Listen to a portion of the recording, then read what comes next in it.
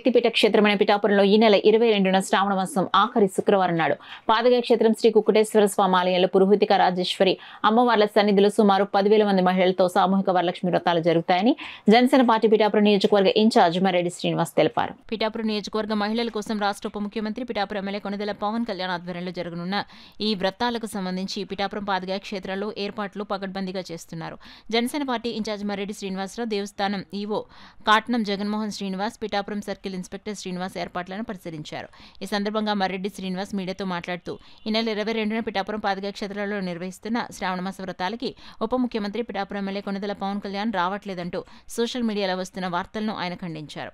ఈ కార్యక్రమంలో పిఠాపురం పట్టణ ఎస్ఐ మణికుమార్, జనసేన పార్టీ నాయకులు మురాలశెట్టి సునీల్ కుమార్, డాక్టర్ పిల్లా శ్రీధర్, పిల్లా శివశంకర్ తదితరులు పాల్గొన్నారు. దానికి సంబంధించిన బ్యారికేడ్ పనులన్నీ కూడా సిఏ గారు, మన ఈఓ గారు వీరంతా పర్యవేక్షణలో కూడా ఈ కార్యక్రమాలు చాలా వేగవంతంగా జరుగుతున్నాయి. ఈవేళ సాయంత్రం కల్లా బ్యారికేడింగ్ పనులన్నీ కూడా పూర్తవుతాయని అనుకుంటున్నాం. భక్తులకు ఎటువంటి ఇబ్బందులు లేకుండా గత సందర్భంగా పూర్తిగా తొడతొక్క జరిగింది, అది కూడా జరగకుండా మనం ఏదైతే మన మహాశివరాత్రికి చేసామో ఆ తరహా ఏర్పాట్లన్నీ కూడా చేస్తున్నాం.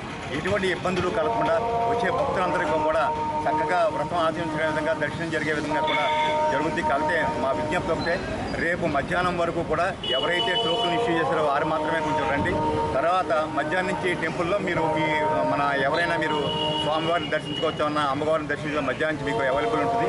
ఒత్తిడి కూడా మాత్రం కేవలం టోకెన్ వారే ఇక్కడికి రావాల్సిందిగా మీ విజ్ఞప్తి చేస్తున్నాం. సార్ ఎవరో న్యూస్ పేపర్లోనూ ఈ సోషల్ మీడియాలోనూ ఏదో పవన్ కళ్యాణ్ గారు వారు సత్యమైన వస్తున్నట్టు చెప్తున్నారు. ప్రస్తుతానికి అటువంటి ఇన్ఫర్మేషన్ ఏమీ లేదు, కన్ఫర్మేషన్ లేదు. కాకపోతే హరిప్రసాద్ గారు వస్తారు, తర్వాత మన శాసనసభ్యులు రూరల్ శాసనసభ్యులు వస్తారు.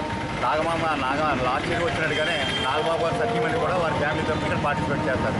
అందుకని సార్ యొక్క ఫారం ఎటువంటి కన్ఫర్మేషన్ లేదు. అది ఎటువంటి కన్ఫర్మేషన్లకి ఇటువంటి విషయాల్ని ప్రచారం చేయొద్దని మాత్రం విజ్ఞప్తి.